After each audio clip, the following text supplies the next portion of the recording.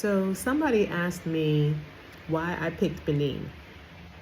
And the interesting answer is, I don't think I picked Benin. I think Benin picked me. Um, that's my real honest answer because, first of all, even adding into the last video I did about culture shock and making certain that you pick the right place or that you end up in the right place. We are used to a continent that has states. And so even though we know from state to state, region to region,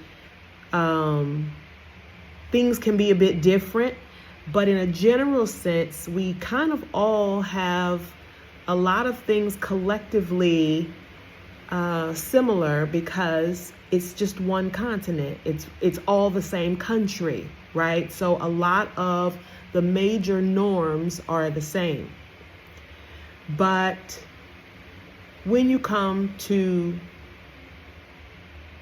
the continent, there are 54 different countries, entire countries. And then within those countries, there are so many different further breakdowns, whether they are states or regions, tribes, and various different cultures and belief systems and all of those things, right? And so, as well as looking at the development of the particular place. So those of you who know me know that I started out in the Gambia, and I still to this day, I have a love for the Gambia. I was there 3.5 years. I loved being in the Gambia. I did a lot of work in the Gambia. I built some things in the Gambia, left some legacy in the Gambia, but I also did not complete some of the things that I had initially wanted to do in the Gambia simply because of the limitations of the Gambia, right? That's the unstable power, the power going out, right? And the Wi-Fi, and things going out. Well, the Wi-Fi goes out mostly because the power goes out, and it can stay out at a lengthy time. Now, you never could have told me that the power out in the Gambia would be less than the power in Nigeria, but Nigeria also was a place that I could not be. I'm giving you guys the process of how I ended up in Benin. We had heard some good things about Benin, but it's been years since my husband had been to or through Benin, because he also had been outside of Nigeria for a number of years. Okay, so, but we were in Nigeria, and it just was not a functional place for us because we do a lot of online business. I have always done online business, even as I transitioned my fashion design business in the Gambia. I went to luxury apparel, as you guys remember, bridal wear, and my primary client is in the US, which means I have to be online a lot. I spend the bulk of my time online. So if I am honest about my needs, even with my desire to be on the continent, I cannot be in a place where the power is very, very unstable and the Wi-Fi is not mostly consistent. That doesn't work for me. It doesn't work for how I work and the things that I do. I can be very flexible about, development in other areas. I don't necessarily need to live in the big, 6-bedroom mansion on the hill. I don't really need that. I'm not that type of person. I like to be able to walk to the water. The water mellows me, helps me feel tranquil. I feel like places that have large bodies of water also tend to be a lot more peaceful places.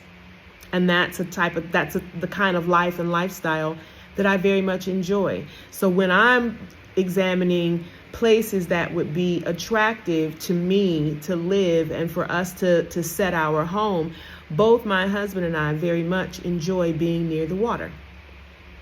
Just like the Gambia has beautiful, beautiful, beautiful beaches, Benin has beautiful beaches, okay? No matter where you are in Cotonou, quite frankly, you're not really too far from water somewhere.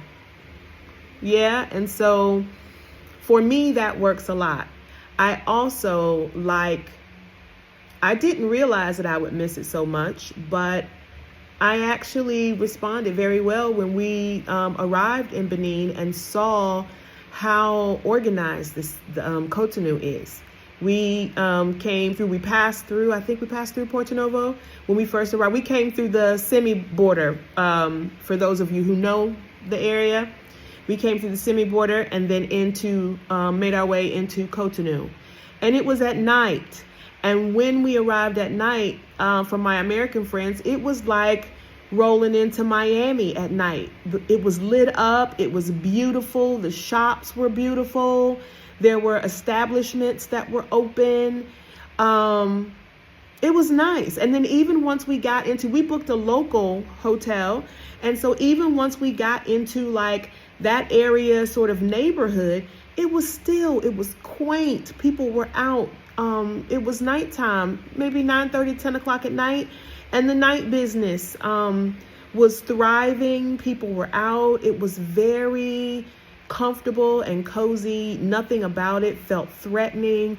It was just a vibe, it was really a vibe. And so I often say to people, before you can adequately evaluate any place else, or even anybody else, you have to first know yourself. You have to know what you require before you can judge. I can't judge somebody for not providing something I require if I don't know what I require, right? And so I've learned along the way. At first, I just wanted to get to Africa. I just wanted to get out of America and get to Africa because I somehow felt like that was going to be, the start of a new journey. And it truly was in far more ways than I knew. But for all of the positive things that I love about Gambia, as I became more honest about what my actual needs were in order to grow the life that I desired, I needed more stable power. I needed a bit more amenities, right? And I needed to still be around water, and I needed to be at a place where I didn't feel threatened or didn't feel afraid. And I found all of those things in Benin, and so I stayed, right? Unlike a lot of people that will be coming here, I actually didn't come here for the citizenship. I didn't actually even know that it existed when I came here. It had just recently passed and come into place before we got here, not too long before we got here, but I didn't actually even know that it existed. So I didn't come to Benin for that. We came to Benin looking for a certain life and lifestyle based on what we had already decided that we wanted, that we desired. We had heard some very positive things about Benin. We were willing to try it. We both were a bit skeptical because of the language barrier, but we were willing to be open-minded and try it, knowing that if for some reason we got here and it didn't fit, we could always choose something else and go on our way. We are not afraid to travel. So we came to Benin, and lo and behold, we both kind of fell in love. And even though it certainly presents some challenges, no place is perfect. No place is perfect. But for all of our top check boxes, Benin, and more specifically Cotonou, check those boxes for us. And we have found a very lovely place that we enjoy very much, that meets our specific needs, right? And so that's the thing I would encourage you to do as you look at where you want to be when you're thinking about relocating to the continent, and specifically Benin or any African country. Consider your needs first, right? Okay, so let's just be honest and have some real talk.